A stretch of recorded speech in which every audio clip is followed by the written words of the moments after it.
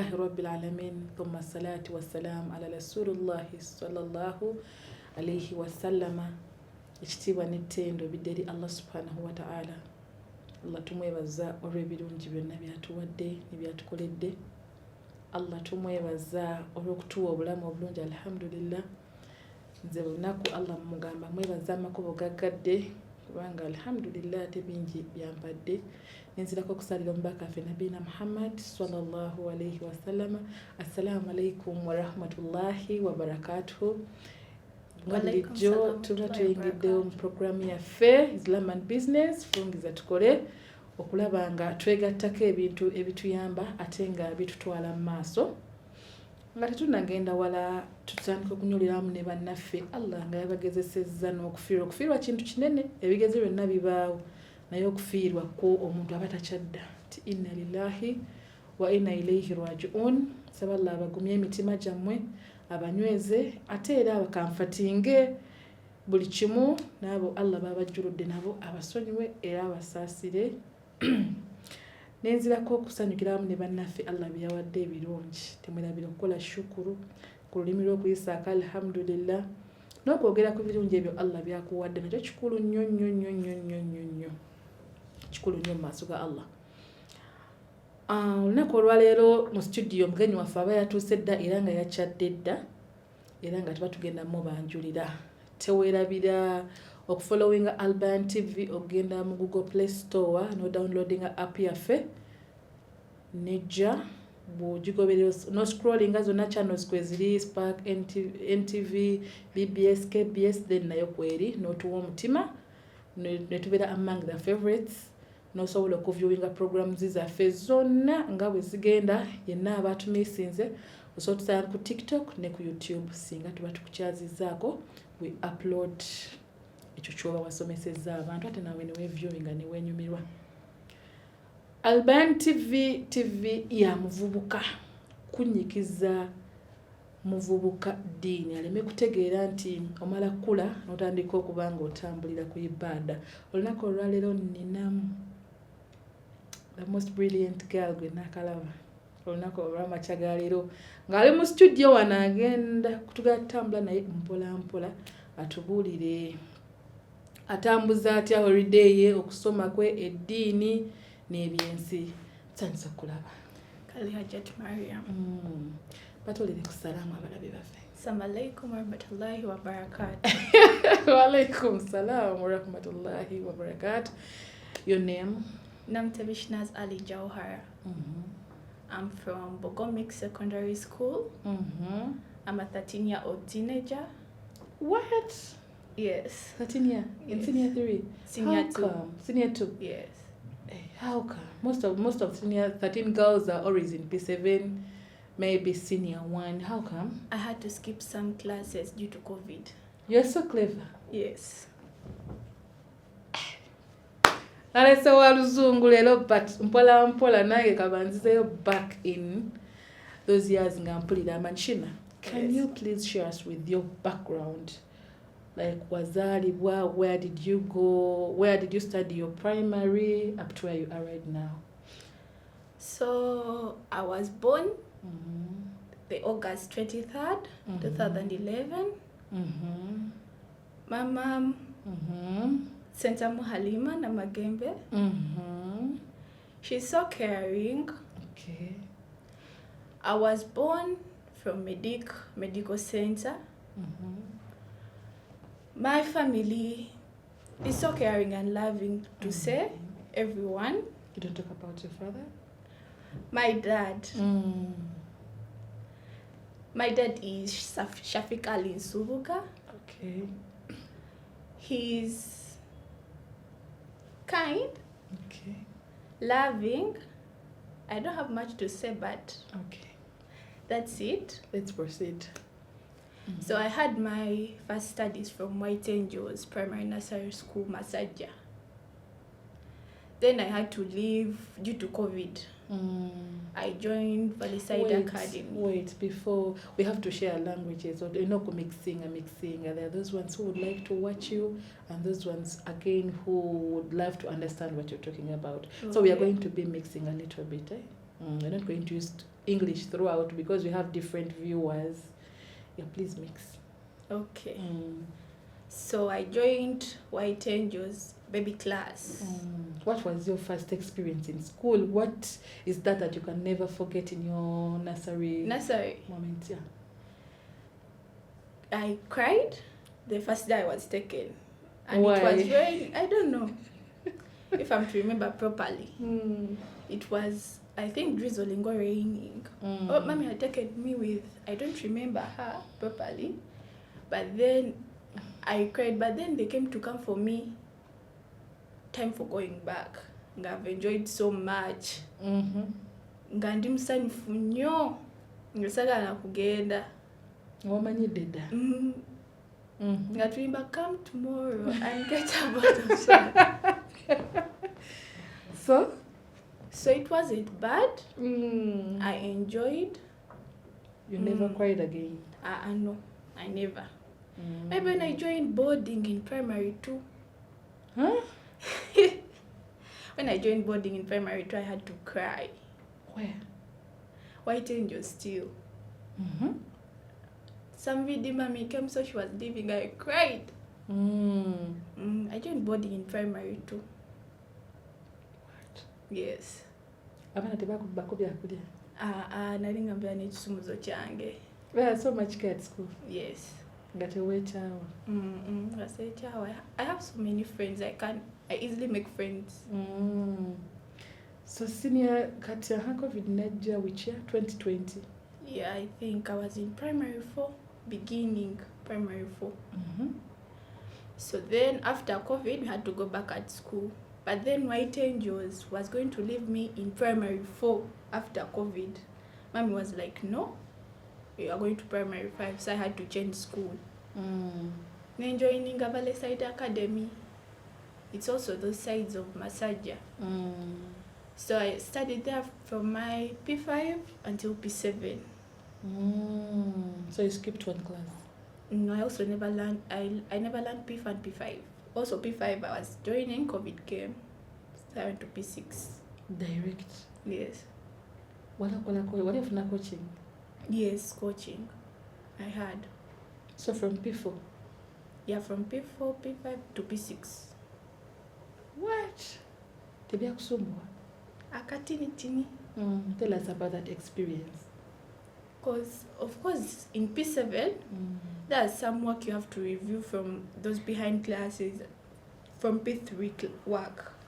So there's some work ngate mwamusoma, mwino somo wa P7 naeba mbasomeso oyo. So it was hectic. Yes. Wafuna meka shina? I got 14. Are you sure? Very hectic, where with you? Yes. Valley Side is good. It's a very nice school. How did you feel of 14? What are you going to make? 8. I cried. You cried? Yes. What about some P5, P6, P7? I think I have no 4th grade. What you mean? There's some P5, P6, P7. Again, na 4th grade over na failing. So what were your priorities? Amasomero gowalonda. Chibuli, Chinawa, Kawempe, and I don't remember the others. Toina kule wagendako? No. I joined Bogo Mixed. Was it because of bandwagon or? No, it was not because of bandwagon. We suggested them with mommy. Oh, Bambi, that's good. So you involve mommy everywhere? Yes. So, mo holiday, vacation etuse. How did you spend your holidays? My vacation. It was fun because I had to. You do everything you want because there's no revising, reading books. Because you're joining senior one and you know nothing about it. Secondary level. Yes. So during that vacation, we used to go with my young sister to some nearby mosque. Hey! So we used to learn those Hidad classes, yeah. We go in the morning, we come back at 1. Ngamusoma eddiini. Nga tusoma. Then you come back and... Then you come back, you watch TV, do anything you feel like. Toza ku bintu. Toza. Used to watch. Yes. Was that your first time okusoma eddiini? No. I used to go, nali nga ngenda nga kasita mpumula. Nga ngenda ewa jjajja. Nejjajja yayitabeera mu kyalo. Kati nga ogendayo nga gamba shino inosoma eddiini. Bambi. Ngero ogenda nokira ku muzikiti. Ku makya. Wakomera nga kuza asomye ngugamba iye akuwa ebibiri. Nga ogula obuwowolo n'ebyokulya ebibeera okumpi. Iye. Olose kwagala kimbuto nga ogamba we nfuna sente kino kyensookerako okugula. Nze nakyali muto nali njagala nnyo okubeera n'essimu. Ng'essimu nga njagala essimu. Lwaki? Nange simanyi. Nga njagala nnyo essimu. Ate nga mami si mutumulu wangu okuvaako ssimu ye. Nga njagala nnyo essimu ye.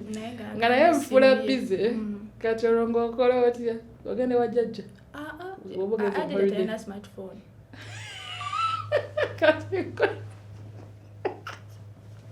Ng'okola otya olwo? Nga wembe wajjajja nga tebwabuwanga muzannya. Kuva ku makya ng'ovuddeyo ku muzikiti.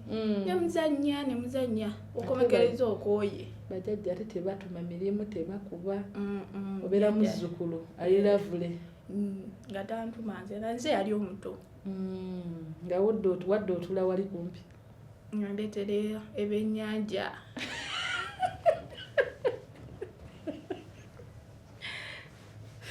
N'obirya? N'emiyembe. Nga njagala kudda ngulya kyekyo. Kyekyo. Mashallah, alhamdulillah gyali. Jjajja yafa. Jjajja yafa. Allahumma ghfir lahu warhamhu. Nsaba Allah amusonyiwe amusaasire era amusonyiwe byamusobako ya Rabbi. Kakati Shina, tujoininga secondary life now. Mami agambye now we are packing tugenda mboko oli kuya mixed over ya girls? Mixed, eh? Yes. Okay. Kati olowete say your first time in school obadde oli mu primary, now secondary, mugenzi. What was your experience? Actually, it wasn't hard. Tebyali bizibu kubanga I had my cousin, nayo cousin wange. Nga yali mu form 3. Kati twatuuka nali ngenda ku mmotoka nfuna bintu yanemulaba. Kati awo ensanyuka kati n'atuyamba all the processing, ofuna uniform biki, okumanyira essomero okunambuza. So it wasn't hard. N'owulira nga kyekyo. N'olyagala. Tolyejjusa. You don't want to change. I don't want. So, olwo mutuse mu class. Obadde okola subjects nya. Yeah. And now? In senior 1, I was doing 18 subjects. 18 books? Yes. With including 4 Hidad. But now in senior 2. So get to all senior 1 together. Okay, senior 1. I want to know your experience. Different timetable, different teachers. Yeah, in primary, I learn 4 subjects. Ate nga muzidingana. Naye kati ya mu secondary, you can learn like subject. No jisoma mu emirundi ebiri mu week. Because a day you learn 6 subjects. Whereby, for us at our school, you have to curriculum and Islamic. Those 4 subjects. There's time in night preps you have darasa in the masjid. There where you learn about the Prophet and everything. Then Dawa. Yeah. Then the evening darasa after classes. You read the Quran and Hadith. Yeah. Is it too hectic somewhere? No. It is not. Yes. So how do you balance both secular and theology? Secular tugamba ebya luzungu, theology ebyeddiini omulabi waffe. So how do you manage? Secular has its own time. And if it's time for theology, and it's a certain class, senior 1, you're having theology, you're not allowed okay, like a teacher coming to say, oh, you're having a biology lesson. It's not allowed. You have to, that time is for theology, and it's so punishable if you dodge theology, mostly at our school. Okay. Kati, this is some question again. Now when you nze nkyalina kyenjagala okutegeera waliwo abaana abagayaavu n'agamba nti theology bizibuwala mami bankyuse essomero sigale ku sacula kyengamba that good performance gwe okikola otya okulaba nga you can revise and balance it no later good results ewa mami ne daddy.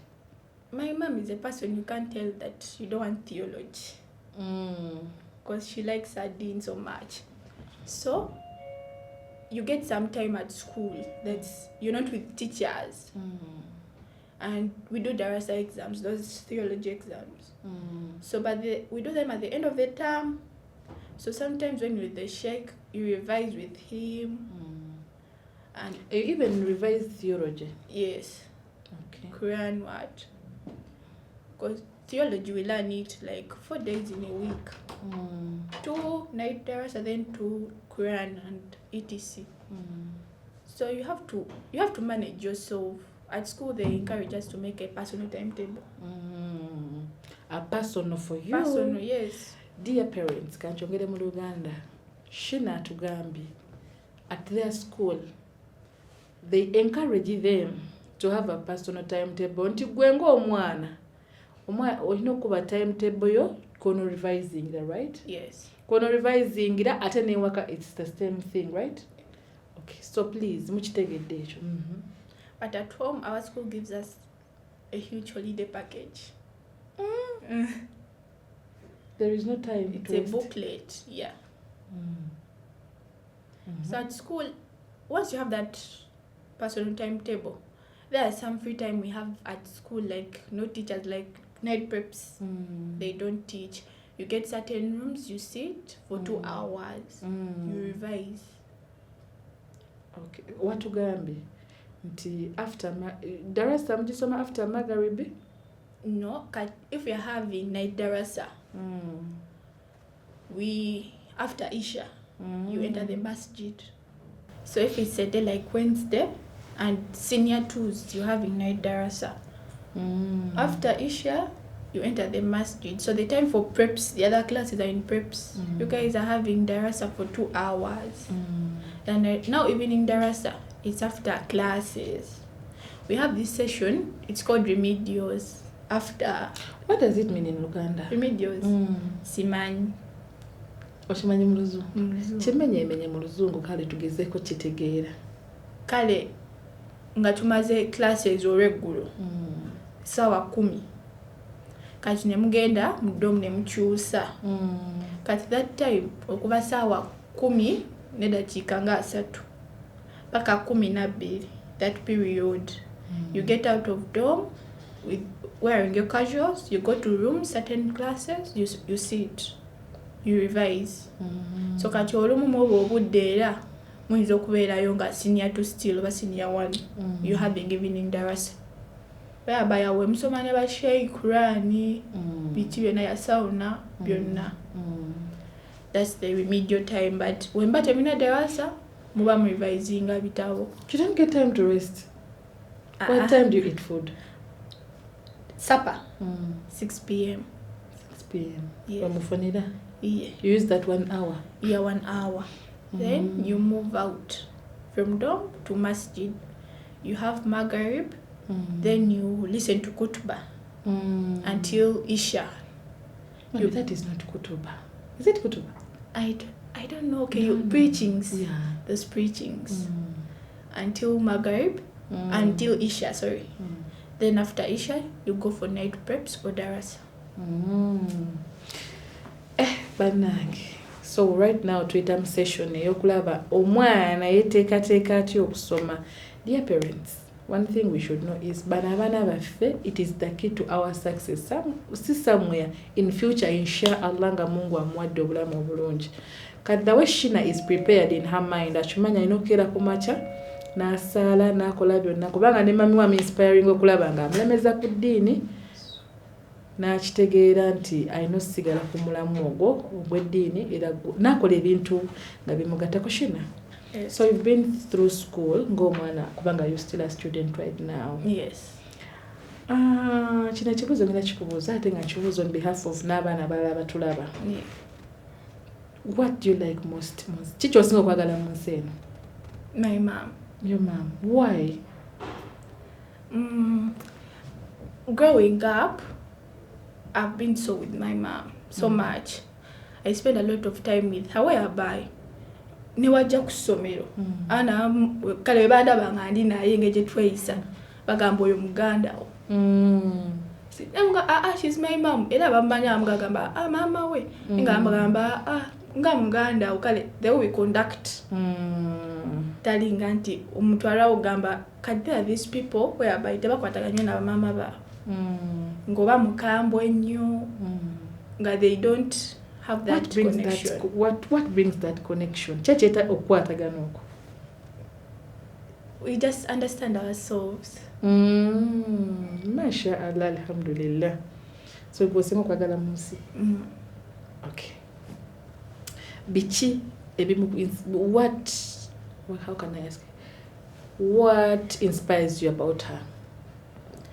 My mom is hardworking and she has a lot of knowledge. As I speak, I think she graduated last year again. It's not her first time graduating, but there's this period, nalimu holiday, she had to work at the airport. Okay. But so she works at the airport? Yeah, she works at the airport. At the same time, she has a course of a nurse. She owns 2 drug shops. Oh, mashallah. So she had to go to the airport to work. At the same time, she was learning at Career Institute. Yeah. So as she moves from work, she has to go to school. She learns. Then she comes back. She had this big world map in her bedroom. Ngatula na chisoma no mugamba she even reached an extent that yamtwala nafuna specs ngoba somenya asu negamuluma ngasoma that world map no mugamba yine mamina gamba nino bikwata mutwe. She comes back with these exams ngakulika ensi zotamanyi zotawulirangako enga yazimanyi capital city. What? Their whatever main airport. She's a person who likes studying and she has a lot of knowledge. So I admire everything about her. That's why you're also clever. Yes. Tuagala kuswala. When you bring bad results, so swala wekai. So within that process, ngola mama o asoma. At the same time in a airport, at the same time in a drug shop. Go waliyo yambira wa? Is like ku drug shop waliyo abasawo abakolayo. Naye era waliwo mwagamba shina muna agenda ku drug shop. Era ne tugenda. Kati wawe musango wa musawo ngaina abaradde bangi. Kati eddagala erimu nze mbandi mami agamba shina weereza lino eddagala weereza lino. Kati awo ngobayambako. Naye era eddagala balina lingi leero saadikwata mutwe. Yo yakwatira map enamba ne capital city ne airports zaawe. So kale eddagala liba wali ku stoko nga bagamba weereza panado. Drug shop wabeerawo eddagala.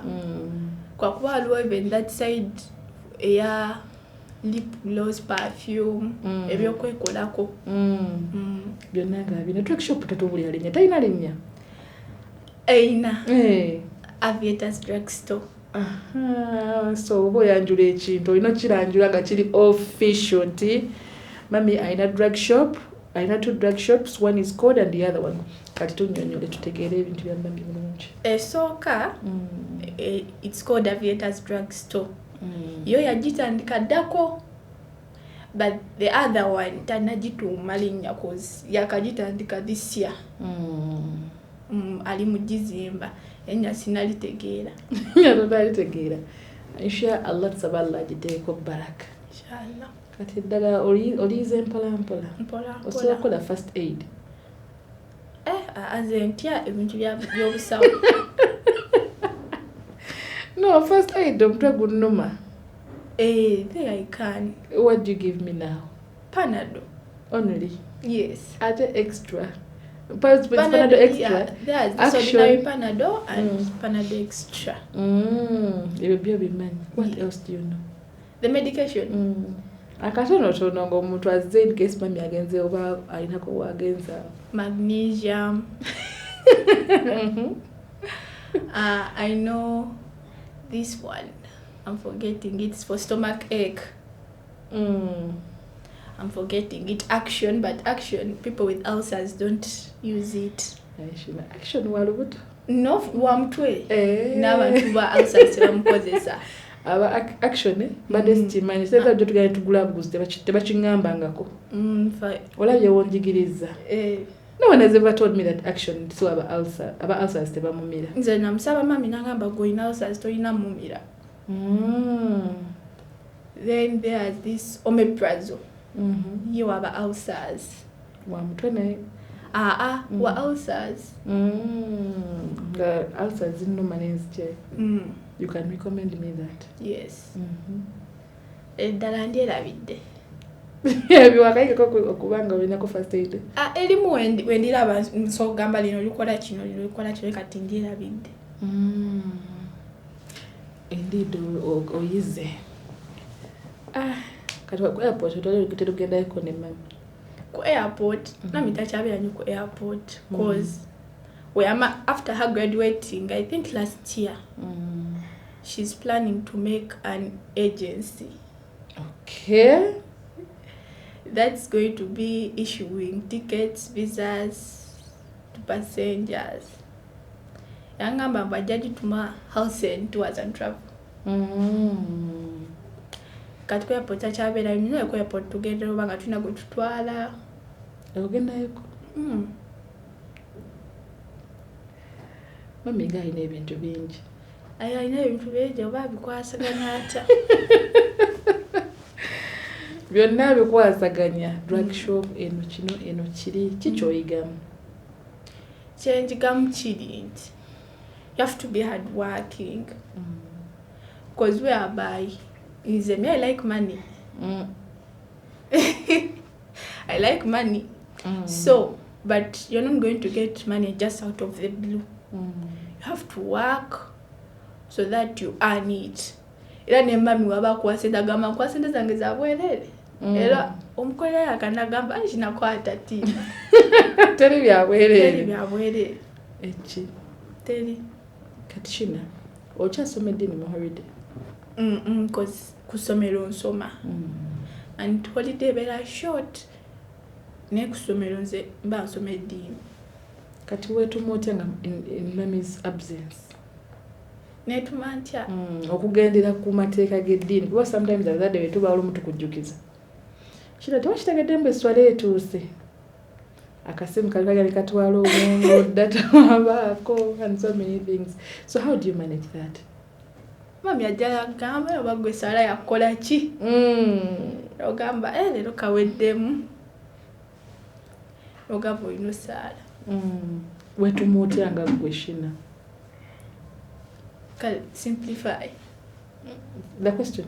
Kyengamba nga wootudde wano n'ogamba obudde bw'esswala butuuse, like weetuma otya okugamba let me do this without someone telling me? Kati at home there's ngoba okimanyi kino olina okukikola. Otakikola things are going to get bad. Mami yakubamu. Nati tetumunyiiza. Olina okukola byayagala.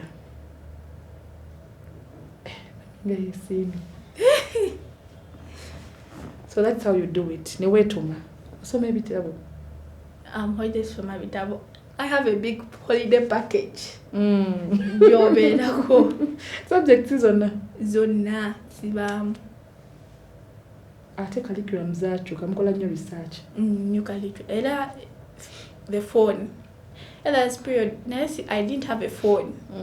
Do you have a phone now? Yes. Kati mami has that ChatGPT naye yamuyambako ng'akyasoma. Has what? ChatGPT, it's an app. Yamuyambako ng'akyasoma kati nga bwaba mipa kusima gaba ne shino na wapa kusimu nga eva bamusaba simu ye for research. Research okusomero. And this new curriculum najiraba, I think to me sengana febaji tu watwandele tuli urban nyonyo kusinga. Yeah. So gerera bubi education kade, but right here ndaba mukola research mungi ne bakuwa ekintu nokola story. Yes, kati tetukyatula like nga desks zifacing zonna class. You sit in groups. Emwe bera wali like a group of 10 or how many wali katicha najja na wandika ku blackboard insects. Kati nagamba discuss as a group kati you all have to give your knowledge about insects. Or you have a research what teacher taba mwagala, you make notes for your own selves. As a group, mana group leader or babuli omaba ne bibi. As a group, you make it as a group, then you summarize it first. The group secretary. Then the man mbiteka mbitabu. Then teacher wajanga approving a notes ze. What? So gongo be active 24/7. Then sometimes research are very hard. If you don't have that's why it's called a device at school like a laptop. So do they allow phones? No, they only allow laptops, tablets, but they don't allow phones. So if I cannot afford? They provide, the school has a computer lab, a very big one. So you go there? But our school is accommodated with over 1,000 students. So sometimes you may go there, either you find people running, I'm going to the computer lab. Because computers are enough. Once you get up where you know the internet, I think it's the internet zone bazitutte. Hello, a friend who has a laptop. Nakuyambako. Ebintu nga bitabusege biraga. So let me ask, kat research ono waba si mutuufu tikyaba correction? Yeah. Near that techisoboka in the whole class whereby we like 9 groups. The wali group you have new correct work. Wamwe waba mufu ayinza kwafanagana no wabali kati waliwo that's one group nga ye ina mutuufu. Then nga they get one member from that group nga gena discussing in front of all of you. Okay, Shina, what do you want to do when you grow up? I want to be a fashion designer. Line ya mami yono jigobi. Why? I like fashion. Ne mami naye she also likes fashion, but simani ye fashioninga eka nawe. Olumu mu fashioninga nange. Olumu mu fashioninga. Nakiriza. Nakiriza. Ampita ko computer kati lero ngena kwambala ki. So, ogambe chicha inspiring. Mami inspired with a lot of things. She's hardworking. No ngamba okubera ngo yagala wa fashion designer. Fashion designer. Mami. The way she dresses. Asolo gamba shina tonyumye. Ndio jema kakasati tekanumide kwe mpale jo yambade tekanyumye eno kajemu. Yana gamba fundi yako like t-shirt oba ya white oba ya chero gondola nga cho yambade nga chize.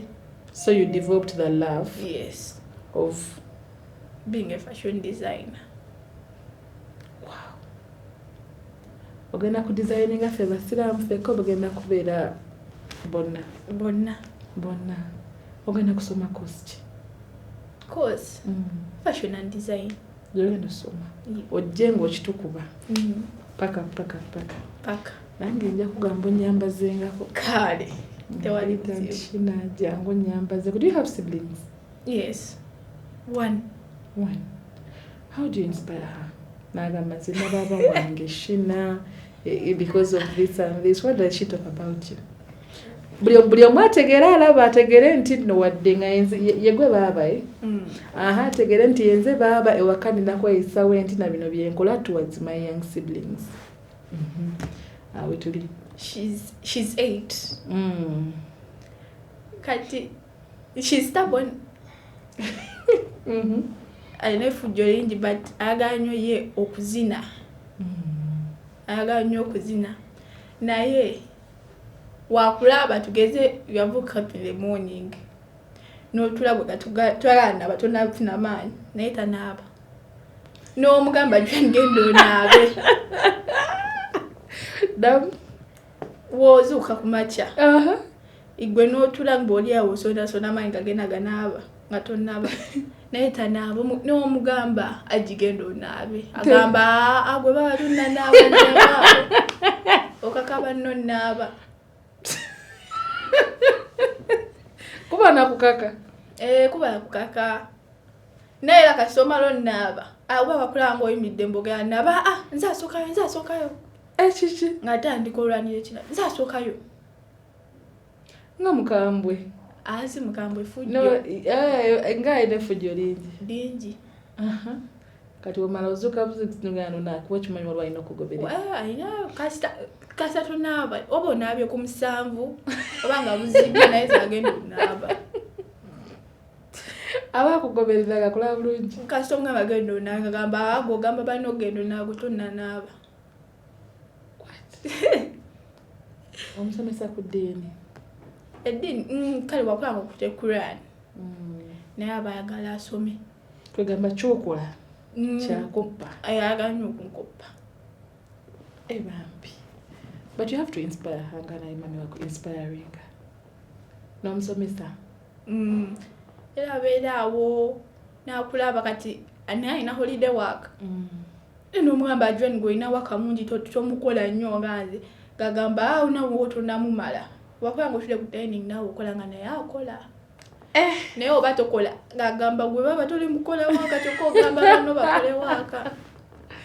Bwate bwabeera. Bambi. So, you should be a good picture. Yes. To her. Mukitegedde. Bazadde bannaffe olunaku olwaleero tulina Shinaz Jauhara Ali NAMUTEBI amanya ndagakutte. Shinaz Ali Jauhara NAMUTEBI nga atubulira her experience of life. Right now ali mu senior 2 ali ku mbogo. Abazadde bino ebintu tubibagamba nti omwana omugambe bannambe bizebe kwalbanti vite tugenda bbiri tugenda leeta nga abaana bennyini buli mwezi nga tupikingayo a student najja wano n'atubuulira experience nga abaana ze bayitamu osanga boy munaabalaba mujja kubeera inspired nammwe okugamba nti nalabye Shina agamba kino nalabye kiri nalabye kino nalabye kiri so kitegeeza Shina waagamba agent tugambe twanaabye baba amaze Wechiri? Mama amaze. Omweteseza. What amaze? Shina. Wanjira. In this journey of life. Bino tubinyumya babiri kamera teriko. Amayiwa mtandika okukula ate ne mngena ko mu secondary bintu bichuka. Kyali ko boyfriend bakusumbu. Nedda. Shina gamba mbagana. Aba me so strict. Mommy can be strict, but at school abana bera ba changing our minds z'abana. Ulinga laba mutomo na senior phone akuandikira ebbaluwa Shina. But those our school is so strict. Osobola kubeera awo in your own class like senior 2. No labo omwana. Nengo somena from form 1. No mulaba neno gambo yumana bujo wali nga tomumaye nga bujo mu musomero lyerimu for almost a year. Kati almost abana banji. I'm just saying. Naye sijja kiremerako kubanga ongambye munnange mami ali strict oli good girl. Maina gwe nabuuza wano n'angamba basumbwa bamuwandiika naye nze mbuyuza. Tokalabangako? Me I tough at school. Teri bakwano bwe bawandiikira n'akunyumiza? Anati awo tebaba bakwano bange. Obagoberawo? Hey! Mami mukambwe. Esimu tojikukusa. Mami, kati wemba nzitayo like because today? Why? There are so many students. Zenako chenalaba. Abana through these groups nga ogamba kusomero. Basharinga links. Wachuli yake echo? Links is telling nonji. Yes. Have you ever got that in your life? That experience? No. No. My phone has a parental control. Bakukuta. Anze umanzidayo kusomero kati nga tuvudde mu motoka tutuuse ku ssomero tugeze simu mbadde nyenze nayo nga mape simu wano dango ogimuwa nga agitereka oba okyala nga ku vidiyo akuleeterako. So there is no these things of kukukuta na simu newaka temuli password mulimu naye agimanyi. Bwonna bwe bakugambira nti jimpa owaayo buuyi amanyira ogikozesa olumu nga siriiwo. Bazadde ba Alban TV olunaku olwaleero tulina Shinaz naye ebintu bino tubyogerako tetuli mu mboozi but we are teaching something. Please buli muntu ayagala Allah amusaasire afune vali omwana we omwana ebigambo byayogedde byonna tubiwulidde era tubitegedde. Olunaku olwaleero twakyazizza student akyali mwana muto. She's 13. I'm making 14 in August. Tetuwakanye because you're still young tukulaba. Otugambye babuka class 2 nnambo zita 3. Shinanga ole mugezi. Abugezi wagambibwa mami. Tulina Shinaz ngenda kikkaatiriza olunaku olwaleero. Shino ono ababulidde abazadde engeri gye mulina okubeeramu. Waliwo abazadde nga oba onenya omwana oyogera ebigambo binene. Ono mwana nga Shinanga okyamukuba emiggo mingi nnyo. Katanaabe atya mukwano gwo okumanya nti kino ono inspiring adde kyovola amutuka ku nnaku ezimu omwana n'agaana okugamba maama we ekintu n'agamba nze mbadde nyama migundi yabamperekerako. Have you ever got that in your mind? No. Naye ndowooza obeera ku ssomero tokubira mami masimu. There's this booth. Yeah, we had it at school. But this time, such sanzeyo. Jatokede musaji sanzeyo. This time, such sanzeyo. Nae, mami aja asasulira. That's that airtime. Kati ina code your password every day. You have to check on her. Bambi ngomusaba kupya kuleba just checking on her. I'm checking over there something at school and I'm if I need money. Kati wakola otya? This time nanti ati teacher aliyo. You have to look for a teacher. Or ino funa teacher nga mukwano gwo nga kwesimu n'omukubira. N'omukubira. Lwaki baajijjayo nga bakola bubi? Simanyi baajijjayo wenaddayo this year nga teriyo. Luli wamukubirako buli lunaku. Yeah. Shiro like oyagala expensive life. Osimba kawunga. Is it? Olina okulya kawunga ku ssomero. Okakasa. Ogenda okasimba. Yeah. Basika ebijajala ebirungi. Olumu. N'okaleeta n'okalya. Oba olina okalya. Ku lunch ne supper. Ku lunch sitera kulya mmere. Kale lunch ova mu class ng'okwoye. Olumu ng'oyagala kusooka kwebakamu. Those 30 minutes. It's 1 hour. Mulimu esswala. Terwawo. Terwawo nyuba eyangwa kale. Then nemugamba mudoma ate emmere y'okulanchi yo yagaana. Sitolya kusapa. Notekamu apeta. Iye. Nekedo. Nekedo bamutunda ku ssomero. Nossaamu n'olya. You eat after or before? Supper we eat at 6 before going for Maghrib. Totereka. Tereka. When come out from preps, ngenjali numanga ndia noodles. So, ngena kubuzaye ngena gamba ogambe mami ebigambo byosinga okwagala nga biva ku mutima gwo nga mu camera awo nga wanaba in case she has missed the show nga ku YouTube bwakulaba agamba this is what Shina told me. To mommy? Yeah, to mommy. Mommy knows that I love her so much. No. Tell her. She doesn't know. She wants to know. Tell her, Mommy, I love you so much like that. Mommy, I love you so much. Go to them camera wali. I appreciate everything. The care. Tosa mukubira nagamba, I'm not going to send you money.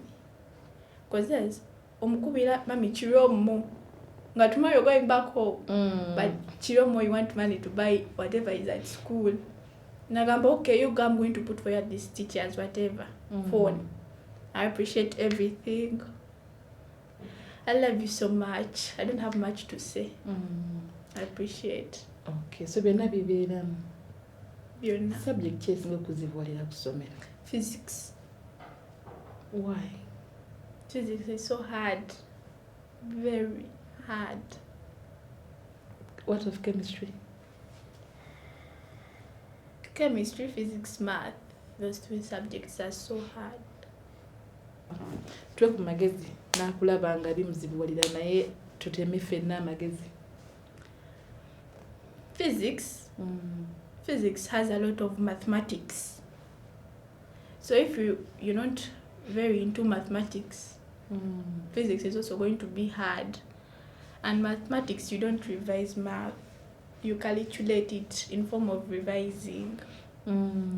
Katne physics chechi mukale physics ye aina ku notes okusinga math kubanga math yete muli notes. Muli just calculations okusinga.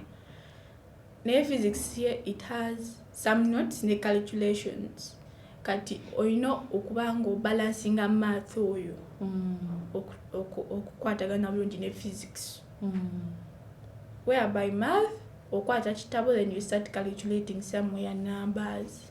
So do you advise parents to bring in teachers in holidays or coaching others having those hard subjects omuntu z'abaala bangazimuzibuwalira? Yes. Because they are hard, really hard. Kuba ne babiko osigaala tobitegedde. Waliwo you reach topics, some topics in secondary zimu muba mwalisomako mu primary. Then there's this topic nga you have to calculate a number, a whole page nokyusa nako. Oh, mbijukidde. And chemistry aina gundi periodic table mwatu babisoma periodic table ngwero gikwata yonna wagikwata si yonna nomanyiko jomanyiko. But can you balance equations? Yes. Like how? Like ngameka ngachi waliwo tutuuka ne baleeta ebintu bize naye sikyabitegeera nga tuniya teacher n'amalayo ebintu bye nga sibitegedde. Nati kati mu secondary oba tutegedde teacher, you have to just consult. Teacher tagenda kukomawo in class because ayinza okuba one teacher, he teaches senior 1 like 3 streams, senior 2 kyekimu, asomesa aba candidates kati naye kimubeera kizibu. So you get like free time gye babeerako oba ku Saturday, you go to the staff, you consult. Nomugamba sisategeera this place nakunyonyola. N'obitegeera. Yeah. Otabitegeera bakwano bene bakuyambako. Oba you can get your friend nga ye yakitegeera nakuyambako. Sezo 3 ze zikusumba. Okusinga ennyo. So balla kutere mu bwangu. Mami. Kakati last time wagambye mami. Kati kiki kyogamba yo school? My school. Tebakuba. My school bakuba naye where necessary. There are some teachers kale nagamba the paper was hard fine sijja bakuba. Now if the paper comes ngari simple ngate nojigwa, of course you have to get something. Na tebakuba kususa like 5 2 3 where necessary. Where necessary. Yeah. Wekigwanidde kyagamba takitegedde wekigwanidde we bakubira. So kikyogamba yo school? My school,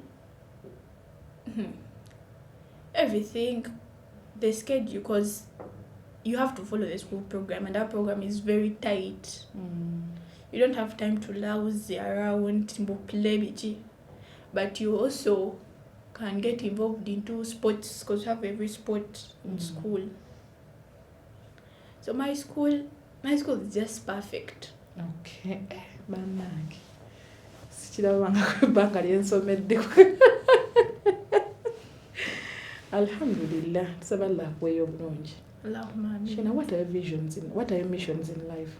What do you want to achieve in life? First, I want to graduate. I don't want to study my college in Uganda. Inshallah. Also, mommy says it. I want to go to Canada. That's where I want to study from my college. I achieve my goals. I open up a boutique whereby it has different designs of each and everything. You want? Yes. So, oyagala kubeera worldwide Yes. fashionista. Like Fatuma Asha. Yeah, I know her, Fatuma Asha. Okola ebintu ebirungi byetugamba, that is Shina. Yes. Nga naffe tugamba, naffe twamukyaza ku Alban TV. Weba nga tuleeta bu video bwo. Yeah. Nga weeraba. That's what you want? Yes. Inshallah. Inshallah. Everything is possible. So, as we are winding up, most of the girls bavudde mu kusoma. Kantirete mu Luganda bavudde mu kusoma. Because first of all, bad peer groups. Yes. Secondly, because of kulaba shinali kyonna nga njagala beera kino competition. And third,